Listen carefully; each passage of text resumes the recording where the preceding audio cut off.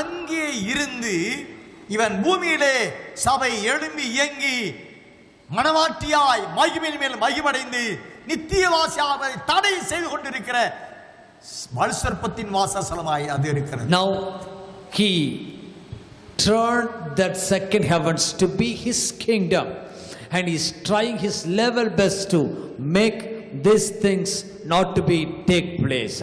ஆனபடினாலே 2 தெசலோனிக்கர் 2ஆம் அதிகாரம் 3 முதல் 6 வசனங்களை வாசிக்கிற பொழுது தடை செய்கிறவன் தள்ளப்பட்டான் ஓடிய அந்த நாள் என்றால் ஆண்டவராய் இயேசு கிறிஸ்துவின் ரகசிய வருகையினால் வராது நடக்காது என்று அப்போஸ்தலன் பவுல் எழுதுகிறார்.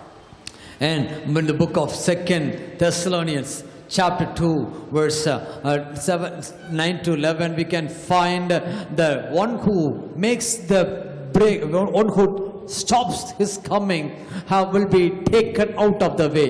First 2 Thessalonians chapter 2 verse 7 says, only he who now restrains will do so until he is taken out of the way. தடை செய்து கொண்டிருக்கிறவனை தள்ளி பூமியிலே தள்ளி அவன் ஆளுகையை அழிக்க வேண்டும், அவனை அழித்து சாம்பலாக்க வேண்டும். இந்த வேலையை செய்து முடிக்கவே தேவன் சபையை எழுப்பீர். பாதாளத்தின் வாசல் சபையை மேற்கொள்ள மாட்டாத வாக்குத்தத்தத்தை கொடுத்தார். The Lord is going to raise up church, the last day church, to bring back the devil who is stopping his coming from the second heavens, and he is going to raise up the church as to be a mighty warrior and to bring this devil into destruction and raise his coming back. அந்த வேலையை செய்யும்படி வெளிப்படுத்த 12ஆம் அதிகாரம் 1ஆம் வசனத்தில் சொல்லப்படுகிற அந்த ஸ்திரீ என்ற சபை, பரலோக ராஜ்யம் என்ற சபை, பரிசுத்த புதிய எருசலேம் மணவாட்டி என்ற ஆட்டுக்குட்டியாவுடைய மணவாட்டி என்ற சபை சாத்தானை தோற்கடிக்கும்படி அந்த சபை வான மண்டலத்துக்கு செல்ல வேண்டும், 2ஆம் வானத்துக்கு பறந்து செல்ல வேண்டும்.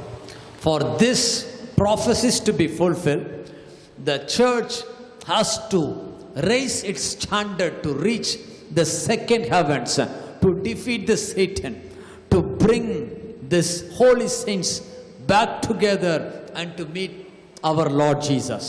அங்கே நடக்கிற யுத்தம் வெளிப்பட 12ஆம் அதிகாரம் 7 முதல் 11 வசனம் முடிய வாசிக்கிறோம்.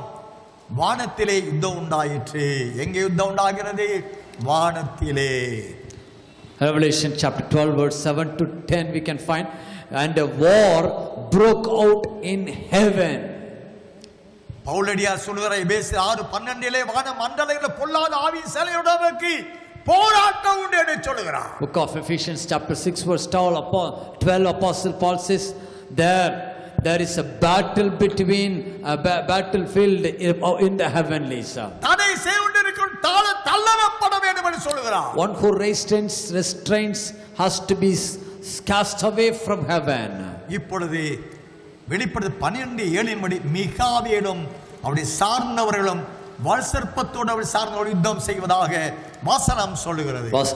Book of Revelation 12 verse 7 says, Michael and his angels fought with the dragon, and the dragon and his angels fought back.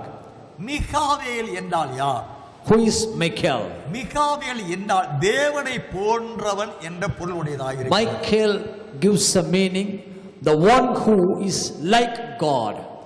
அந்த மிகாவேல் அவருடைய சார்ந்தவர்கள் அந்த வெளிப்பட 12ஆம் வசனத்தின்படியான சபை சார்ந்த ஆண் பிள்ளையாய் இருக்கிறார்கள்.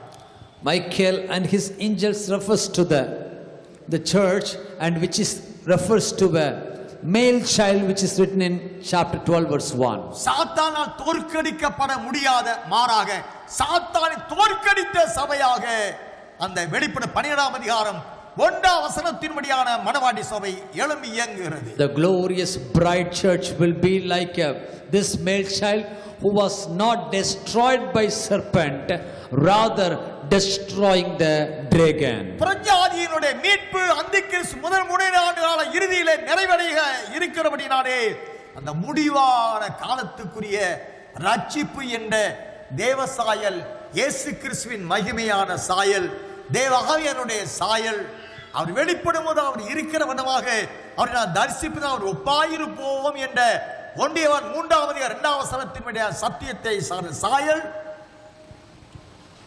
அனைத்தும் அவருடைய யாராக தென்பட வைக்கிறது? தேவ சாயலை உடையவர்களாய், தேவனாக அல்ல, தேவனை போன்றவர்களான தோற்றம் அங்கே வெளிப்படுகிறது.